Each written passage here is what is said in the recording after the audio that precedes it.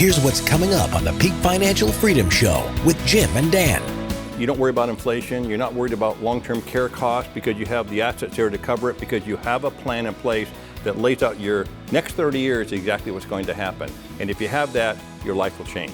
With their new shifted over plan, remodified remodel plan, we're going to have $160,000 of income come to them each year off their assets, with $98,000, almost $100,000 of that being guaranteed for as long as they lived. It made them feel so comfortable, and we're only going to use about $1.4 million to guarantee that $98,000 a year forever. In most cases, saying take it earlier, which is opposite of what Social Security is telling you. But each circumstance is different. We have to evaluate exactly what you're trying to achieve in retirement, but we're doing everything with math so that we make the right decision to turn on Social Security, defer it, or take it at a later date. You're watching the Peak Financial Freedom Show with Jim and Dan, Sacramento's retirement television. Welcome to this week's show. We have 30 minutes of great information designed just for you. Don't go anywhere. Make yourselves very comfortable because the show starts right now.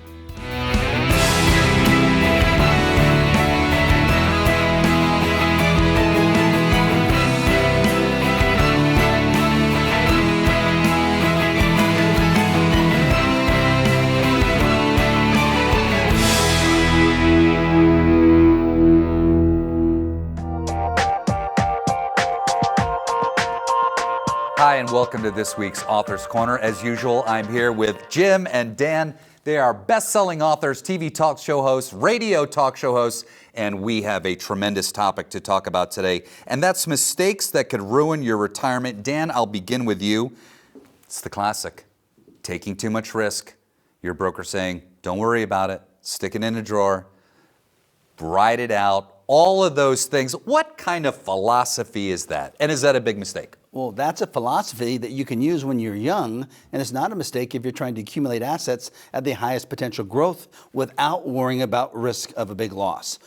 Which you can do that if you're 20, 30, 40, maybe early 50. But once you get to retirement, close to retirement, 60, 65, 70, you can no longer have that attitude because everyone knows they want to try to avoid making big financial mistakes. Well, what's the biggest financial mistake you could make when you're 60? It's losing a big chunk of what you worked so hard to accumulate up to this point. What if you've accumulated $2 million of assets and now you're aggressive, just like what would have happened in 2008? Right? Market goes down by 53%, you lose half of your $2 million. How would you feel, and what would you do now if you only had $1 million left? So we're never going to, Jim and I will never say, hang in there, ride it out, stay the course. You're in it for the long run. You are in it for the long run, but we're never going to tell you to hang in there and ride it out. So is it fair to say, Dan, that I think some people think I'm still going to chase the big gain, but what you should really be thinking about is not having the big loss. Fair statement? Well, I think it's a fair statement, but I'm going to add on something to that. You no longer want to say, I'm going to chase the big gain. I think you want to say, I want to chase the big income. Because at retirement time, does the amount of your assets matter as much, or does the amount of income you're driving from the assets on a monthly basis that never will end? Will that matter? Well, at retirement, it's income, income, income, because the more income you drive, the better lifestyle you have, and the more you don't worry about your money. And if you have too much income, you can save it, right? Yeah. So, did anyone ever complain to you about, no, this is too much income? No.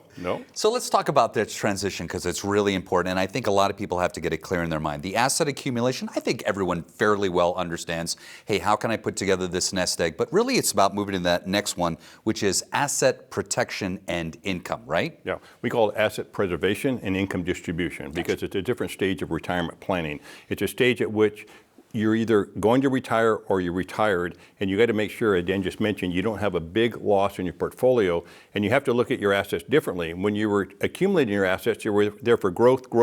You were willing to take risk. But now all of a sudden you've accumulated your assets. Now it's about conservation, preservation of those assets, and income. So it's a different strategy. You use different products. You use different financial instruments. You have to create a plan now that's going to take you through retirement so you're not stressed out. You have the income you need. You have more income that you really need, so you can do those special things you've dreamed about. Well, think about what you just said. People want to stop worrying as much about the money at retirement. And if they go for the big growth and they're taking risk, they worry about their money. If they create income and more income than they need, they don't worry about their income. They don't worry about their money. Think about it. It's pretty simple. Yeah. And Dan, I'll wrap this up. I got about a minute and a half left here.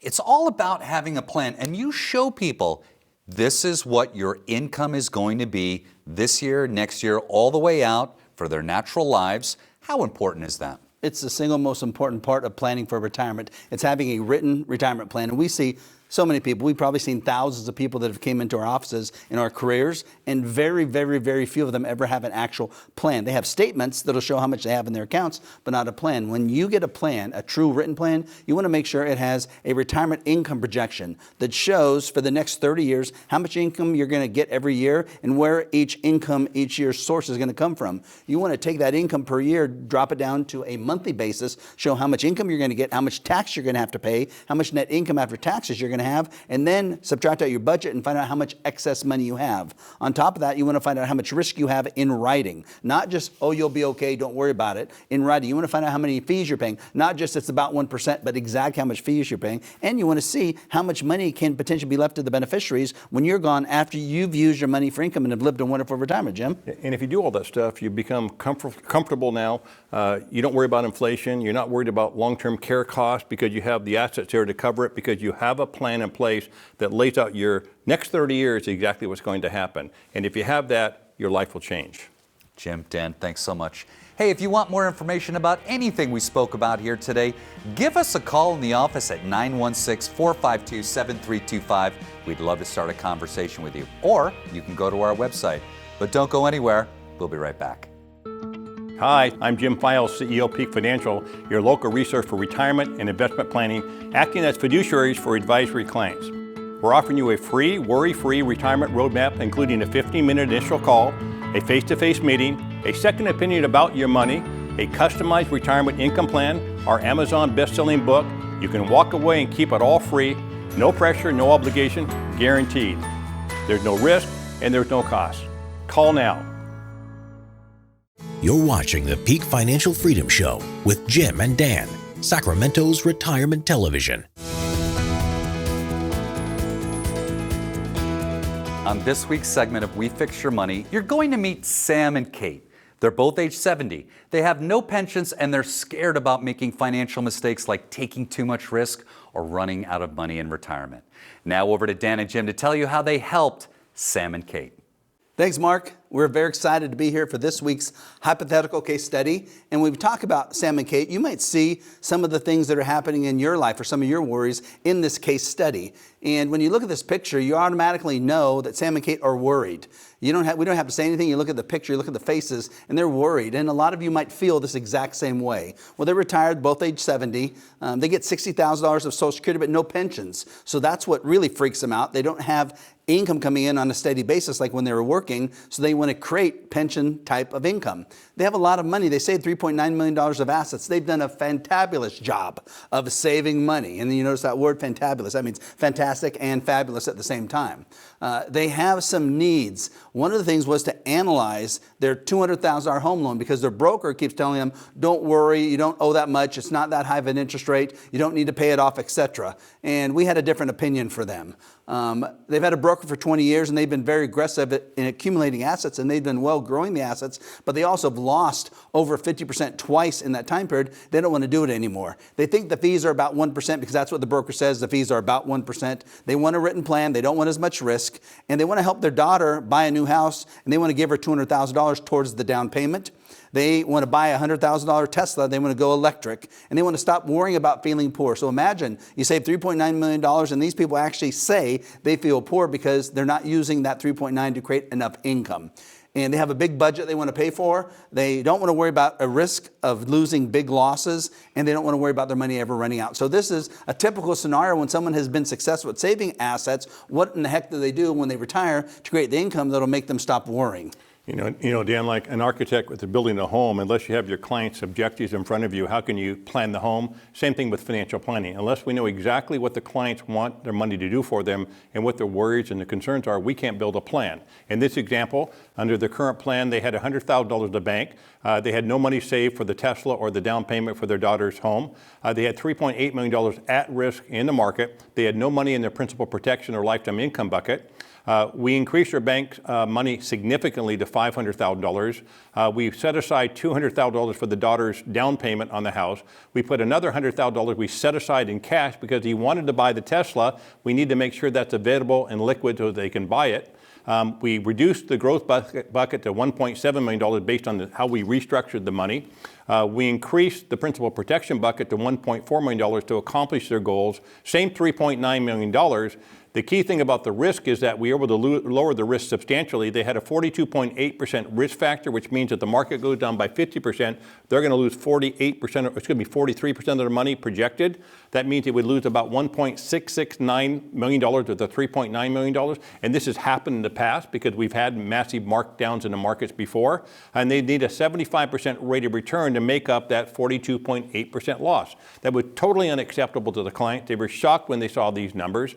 When we remodeled the portfolio, we got the risk factor down to 5.4%. They only needed $210,000. They would lose $210,000. It's still not risk-free. They're going to still have risk because they had a growth portfolio, but that's better than losing $1.669 million. And we only needed a 5.7% rate of return to make up that 5.4% loss, not a 75% rate of return to make up a 43% loss. Big difference, Dan. Well, what this is showing is you have to allocate your assets to achieve the goals. What do you want your money to do for you? Not how do you want to invest it, but what do you want the money to do for you? That will tell us how to invest your money, which is what happened for this couple. And that allowed us then to create their income plan. They're driving right now $75,000 of income from their portfolio of $3.9 million with none of it guaranteed. With their new shifted over plan, remodified remodel plan, we're going to have $160,000 of income come to them each year off their assets, with $98,000, almost $100,000 of that being guaranteed for as long as they lived. It made them feel so comfortable, and we're only going to use about $1.4 million to guarantee that $98,000 a year forever. It's a great way to do planning. You look at their original fee structure of 2.48%, we reduced that down to 1.44, so that was great because we saved them about 1%,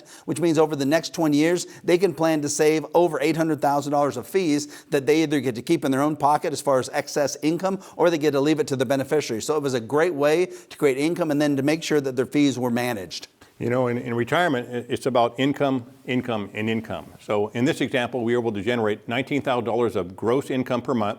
Estimated state and federal tax was going to be about $4,000 a month. We got them about $15,000 net after tax income.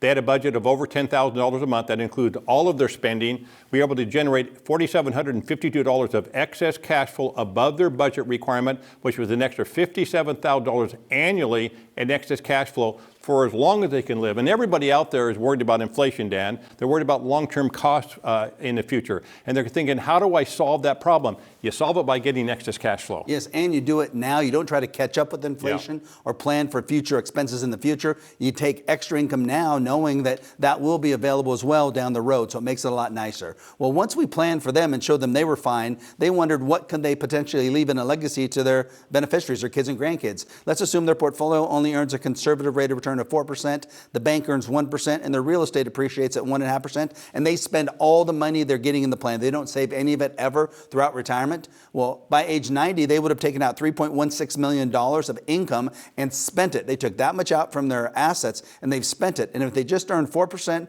on their portfolio, 1% in the bank, and 1.5% in real estate, they are projected to leave $6.4 million to the beneficiaries. So how would you like to spend $3 million of your assets by age 90 and still at very conservative rates be projected to leave $6.4 million to your kids and grandkids who you love? Yeah. You know, Dan, you can't do this unless you put the full written plan together. You have to put all these details in writing before the client invests the money, the risk, the fees, the income, the taxes. All that information has to be delicately positioned in a plan so the client understands it and accomplishes their goal. And by doing so, these clients feel more secure and confident. They paid off their house. They increased their income. They have significant guaranteed lifetime income now. They have $57,000 of extra cash flow each year. They helped their daughter buy a house, which was very important for them. They reduced their risk. They reduced their fees. He got to buy a new Tesla, which he was dreaming of. And guess what? They both stopped worrying as much, Dan. And this is what plans can do for you as long as we set the plan goals and then invest the money to give you the highest probability that your plan will work. That's what planning is all about, and it can help you do the same types of things. Mark, back to you. Wow, guys, great results from a great plan. Your situation may not be exactly like Sam and Kate's. You may be single or still working, but you can see how planning can help you attain your goals and alleviate some of the worries about money. If this is something you'd like help with, give us a call right now in the office, 916-452-7325, or visit our website. Now stay tuned for a great complimentary offer. Hi, I'm Dan Ahmed, President of Peak Financial, your local resource for retirement and investment planning, acting as fiduciaries for advisory clients. If you're a Northern California retiree or pre-retiree and worried about running out of money in retirement and how to create dependable income to replace your paychecks so they last for as long as you live, we have a great free offer for you. Our typical clients have $1 million to $5 million of retirement assets, but we can help you if you saved at least $500,000. We're offering you a free, worry-free retirement roadmap that includes a 15-minute initial call, a face-to-face meeting, a second opinion about your money, a customized retirement income plan, our Amazon best-selling book. You can walk away and keep it all for free. No pressure, no obligation, guaranteed. It's time to stop worrying about your money. Don't wait. Call the phone number on the screen or go to our website to claim your free offer. You have nothing to lose, there's no pressure, there's no risk, and there's no cost. Call now.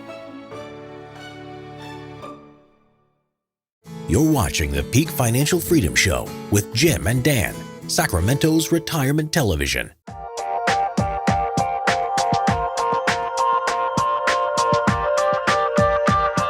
Welcome back to the program. Now let's listen in on the Peak Financial Freedom Hour with Jim and Dan.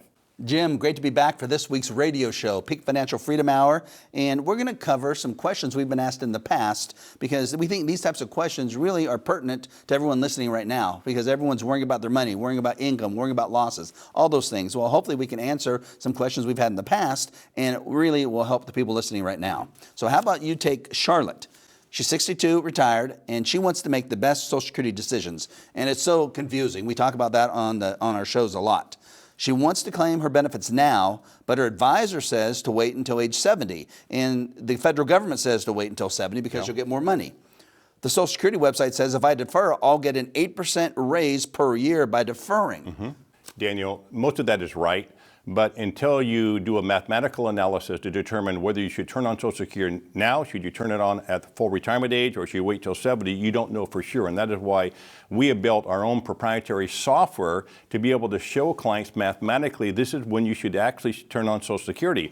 And it really, really makes it simple for the client to now understand that, hey, waiting and getting an 8% bump may not be the best choice for me. Exactly. And there's different things you have to worry about because if she's 62 retired, if she goes and works part-time, if she makes less than $20,000, no problem. But if she makes more than that, she's going to get a penalty and lose some of her Social Security. So we have to look at that. We have to look at how many other assets she has. We have to look at, is it important to leave money to beneficiaries? And then we create those 3 tests using our software. First test is we do an annual income comparison of what you're going to get at 62 versus 67 versus 70. And of course, 70 is going to be more. But then we do cumulative income, which is going to show your break even. When do you break even? How long does it take to make up not taking your Social Security early by getting more Social Security later? Then we do a third calculation that shows what is the true value of taking Social Security in a lump sum now versus waiting to 67 or 70. And if someone has that data, they can definitely make the right Social Security decision. Exactly right. How about, let's look at Henry and Vicky. They have about $4 million saved. They're great savers, and they like to use the assets. Actually, it looks like Vicky would like to use the assets to create income so they can live the retirement they always planned on because they sacrificed before. But now, Henry, the husband, doesn't want to use much, if any, of the assets for income and wants to leave as much as possible to the kids. We see this a lot. I love our kids as much as my husband does, but I want to use our assets and then leave whatever's left to them. How can we get on the same page? And basically, what do we see as a reasonable amount to leave as a legacy? Well, I think the first page is you have to put down a plan in writing. We've got to find out what are the goals for the dollars. And they're not mutually exclusive. Doesn't mean you can't use your income and you have to leave all it to the beneficiaries or use all the income and nothing's being left. If you put the proper plan together and you do it in writing that shows how much income you're going to get each year for the rest of your life and where each income source comes from, and you reduce your risk in doing that, and if you can understand the fees you're paying and the taxes and generate enough net after-tax income, by putting a plan together like that, it sounds like you'll spend more money and leave less to the kids, but you actually have a higher probability of leaving more money to the kids because what happens as people, if they're 60 and 70, they spend money. What happens when they get into the 80s? They start spending less money, right? And the key to this whole scenario is that they've identified they have opposite personalities when it comes to money, right? Which is typical. We see this every single day, and you can actually design a plan as you described to accomplish both of those goals by using different instruments, doing different strategies, and making sure that you have everything in writing so that they understand exactly how each one of their objectives are going to be satisfied in the planning process. Well, right now, we know there's stress between them. Yeah. Their stress and their relationship is strained because of this, because we see it all the time. We also see once we create a plan that addresses both issues, that gives them enough income to spend now to live the wonderful retirement and shows them using ultra-conservative rates of return that they can leave a decent amount of money to the beneficiaries, they both are happy. And now they actually have a closer relationship. They love each other more, and it's just wonderful to see that you can actually put them both on the same page. So you're probably feeling this a lot, the people listening right now. If you have questions, just make sure, give us a call. We'll give you a free second opinion. We'll answer your questions. And also, there's a lot of great data, Jim, on our website. You can go there. You also can set up an appointment to meet with us. We'll be glad to help walk through these types of issues with you. Thanks, guys. That was some great information. Don't go anywhere. We'll be right back. Hi, I'm Jim Files, CEO Peak Financial, your local resource for retirement and investment planning, acting as fiduciaries for advisory clients. We're offering you a free, worry-free retirement roadmap, including a 15-minute initial call, a face-to-face meeting, a second opinion about your money, a customized retirement income plan, our Amazon best-selling book. You can walk away and keep it all free, no pressure, no obligation, guaranteed. There's no risk and there's no cost. Call now. You're watching the Peak Financial Freedom Show with Jim and Dan, Sacramento's retirement television.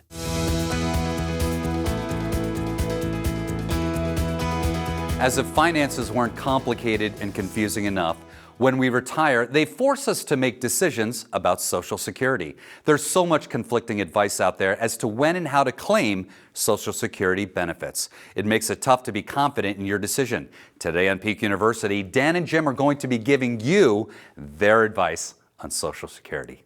Thanks, Mark, and you're exactly right. Social Security is so complicated. So many retirees and pre-retirees are out there trying to get information, and there's not a lot of really good, credible information. In fact, most of the things you hear are things we're going to recommend the opposite of, which is pretty amazing. But we make recommendations on specifics. We do calculations. We do analysis. We're not just going to throw something out there. We're going to give you the actual data. So when you look about Social Security, Jim, we know as advisors for consumers, claiming Social Security literally equals mass confusion. And all of you listening right now are probably saying, it does. It really does. It equals mass confusion. That's exactly right, Dan. And people don't know the right answer because they get such conflicting information on the internet, through advisors, etc. So Jim, I think there's first some things to consider before we get into the calculations of how you should determine when to claim your Social Security. And there's a few things. One is, what is your benefit amount going to be based on the age you are when you retire? And a lot of times you'll hear the story, well, if you're 62, wait till you're 70 because you'll get so much more money from your Social Security.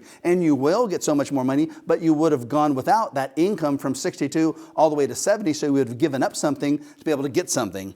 How about if you continue to work past 62 and under your normal retirement age? So let's say for a lot of people right now, normal retirement age is going to be 67. If you continue to work, there's an earnings limitation before you start to get a penalty on some of your Social Security.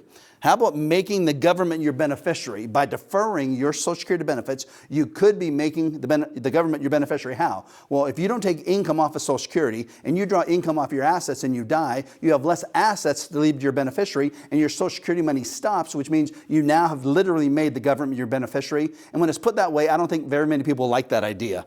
How about future Social Security changes? We know Social Security is going to change. It's just in what manner. It's not going to get better. There's no way possible it's going to get better. It's going to get worse. They might cut benefits, and you have to factor that into your plan. And how about longevity? How long do you plan to live? Your spouse? Because all those things had to be taken into consideration so that we can make really, really good decisions for every single individual client. You know, the key here, Dan, is that, as you mentioned earlier, everybody's concerned about Social Security. When should I take it? Should I defer it? Should my wife take it before I should? Should I take it and continue to work? All those things are important questions that you have to have answers. So what we've done is we've actually built our own Social Security software. It's proprietary, so we can explain this very easily for you so you'll understand it. I'll give you an example here. Well, and there's 3 tests we run that Jim's talking about there. We're going to run 3 separate tests to be able to show you what's best for you. The first is what's called our annual income test, and this is what you're going to hear. It's going to show how much income you're getting if you take it at 62, how much income you get if you take it at 67, how much income it increases to if you wait till 70. So it gives you that first one-dimensional view of your Social Security. Then we're going to show you the cumulative income, which is when is your break-even point. Everyone wants to know, if I take my money now versus deferring it, when is my break-even? When do I finally get all my money back so it makes it an equal proposition? And I think one of the most important ones is to do what's called a future value analysis. It'll show what's the true value of taking your income earlier versus midway versus waiting till the end and taking it at age 70. And if you have all these tests, you'll be able to make the proper decision for yourself and your family for Social Security. Yeah, if you go on the Social Security website, they're going to tell you to defer, defer, defer. Now, why are they telling you that? Because they know the same information we're going to display to you right here. The government is not telling you to defer because they are looking after your best interest. So we're going to give you the data here. We're just going to do the math for you. So in these first columns over here, as you all know, the longer you defer between 62 and 70, you get a bump every year of approximately 8% more income. So you automatically think I should defer. But as you mentioned, Dan, there is a break-even point. So for example, if you look here, if you took it at 62, you would get $23,000 approximately in Social Security income. If you waited until 67, you get $33,660. And if you waited until 70, yeah, there's a big bump. You're at over $41,000 a year. But this is the key component, Dan. Show them now the break-even analysis. Sure. So, Jim, you're exactly right. We have to study the cumulative, meaning the total benefits you receive. So if you started taking Social Security at 62, you add up all the income you're receiving, and it shows the cumulative amount, meaning the total payments you've received over time, and that means you will win through age 80. If you start taking Social Security at 62, you don't break even until age 81 if you would have waited and taken it at 67. So that's a long time period. That's 18 years. Then it takes until 84 until finally at age 70 you would have broken even. So you have to live a long time on a guaranteed basis for that to happen. And we don't know for sure that you're going to live that long. So in this case, we'd say, well, probably test number 2, age 62 is better. Then if you go and take it one step further and say, okay, what if now we use test number 3, and it shows you taking this income, and instead of spending it, you invest it, and you earn 5% as a future value number. You can see that test number 1, taking your income at age 62 from Social Security, does not ever lose to the other deferrals from 67 and 70, Jim. So what's that saying? Well, it was saying in this chart, in most cases, saying take it earlier, which is opposite of what Social Security is telling you. But each circumstance is different. We have to evaluate exactly what you're trying to achieve in retirement, but we're doing everything with math so that we make the right decision to turn on Social Security, defer it, or take it at a later date. Yeah, so don't make your decisions off this couple's chart. Make it off of this type of analysis that we can do for you, and it'll show you what the best time to claim Social Security is. Back to you, Mark. Thanks, guys. I love the 3-step process you go through to help people actually see the outcomes of their Social Security options. This makes a whole lot of sense and makes it a lot easier. If this is something you'd like to learn more about, hey, give us a call right now at the office at 916-452-7325 or go to the website. You're watching the Peak Financial Freedom Show with Jim and Dan, Sacramento's retirement television. Thank you for watching this week's show. And if you want more information about anything we talked about here today, give us a call in the office or go to our website. And remember, at Peak Financial Freedom Group, we fix your money.